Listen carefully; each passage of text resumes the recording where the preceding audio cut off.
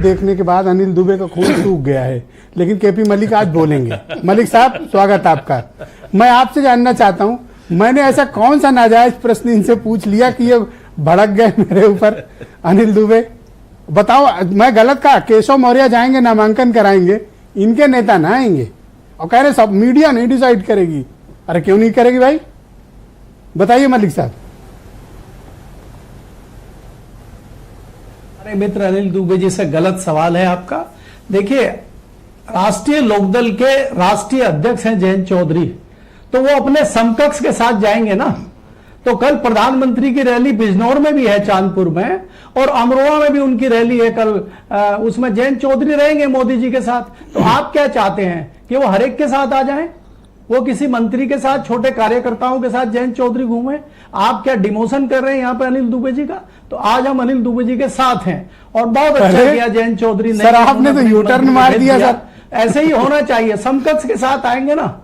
जिस दिन अमित शाह जी आएंगे, जिस दिन जो है नड्डा जी आएंगे, उस दिन जयंत चौधरी आपको वहां दिखेंगे। इसके अलावा अगर कोई और व्यक्ति जाएंगे, चाहे वो बागपत क्यों ना हो, चाहे बिजनौर क्यों ना हो, वो बिल्कुल नहीं जाएंगे, मथुरा भी नहीं जाएंगे वो।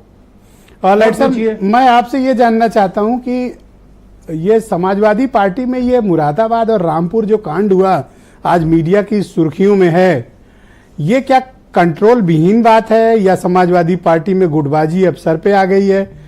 ये बीजेपी से लड़ने से पहले तो खुद ही लड़ रहे हैं आपस में। देखिए ब्रजेश जी, जब भी हमारी चैनल पे बात होती है और आपके चैनल पे आकलन की बात होती है, कुछ होता है, तो समीर सिंह जी कहते हैं कि एक पत्रकार को बिल्कुल अलग होके व्याख्या करनी चाहिए। अरे आज नहीं कहा कुछ, आप बोलो। जी का मामला तो है नहीं, आप बोलो। आज अलग समाजवादी पार्टी का जिस तरह से दोनों सीटों पे ड्रामा आप 2 दिन से देख रहे हैं, ये जताता है कि समाजवादी पार्टी की कोई तैयारी नहीं है। आपसी गुटबंदी भारत समाजवादी पार्टी में बहुत ज्यादा है और आपको थोड़ा पीछे जाना चाहिए कि रामपुर पे और आजमगढ़ पे जब बाई इलेक्शन हुआ था तो इलेक्शन में प्रचार करने भी अखिलेश यादव नहीं गए थे। और दूसरी चीज यह है कि रुचि वीरा को बिजनौर से हटा के आपको मुरादाबाद भेजना जताता है कि आज भी आजम खान के दबाव में कहीं ना कहीं अखिलेश यादव हैं और उनको लगता है कि अगर वो उसके अगेंस्ट जाते हैं तो रामपुर में भी नहीं, मैं कहता हूं कि रुचि वीरा को लड़ाना ही था हो सकती है। तो समाजवादी पार्टी के पास बिजनौर सीट थी, रुचि वीरा को वहां से लड़ा देते उनके घर की सीट से।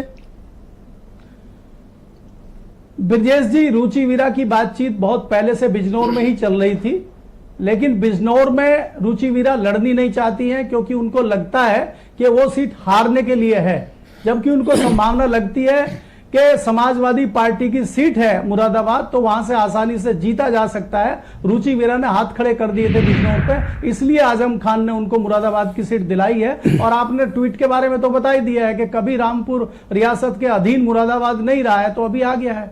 नहीं, जावेद अली की मैं ट्वीट का अप्रिशिएट करता हूं। एक लाइन में बंदे ने लिखा, लेकिन करोड़ों की बात लिख दी। मैं तो हिस्ट्री पढ़ी है सर, वाकई में मुरादाबाद कभी, और एक दिन मनीष जी भी बता रहे थे, मुरादाबाद कभी भी रामपुर के नवाबों के अधीन नहीं था। जी देखिए ब्रजेश जी, इस तरह के जो बातें कह सके, जो रख सके, तमाम पार्टियों में होने चाहिए। और आप अगर देखेंगे, मैंने एक खबर भी लिखी थी ब्रजेश जी, अगर आप तक पहुंची हो, कि अखिलेश को भी कुछ चाटुकारों ने घेर रखा है और धरातल की जो चीजें वो अखिलेश तक नहीं पहुंच पा रही हैं, और कहीं ना कहीं जो चाटुकार हैं उनको घेर कर रखते हैं। वो किसी जिलाध्यक्ष को, वो किसी क्षेत्रीय नेता को अखिलेश के सामने नहीं बोलने देते, नहीं बात करने देते। और इसका कई सारे एग्जाम्पल, उदाहरण मेरे पास हैं। अगर अखिलेश जी या उनकी पार्टी का कोई भी प्रतिनिधि या आपके अभी समाजवादी पार्टी के जो प्रवक्ता यहाँ बैठे जानना चाहेंगे तो मैं बिल्कुल सेकंड राउंड में इस विषय पर बात करेंगे सर। मेरे साथ वीरेंद्र सिंह जी भी जुड़ चुके हैं, हमारे स्टेट हेड हैं।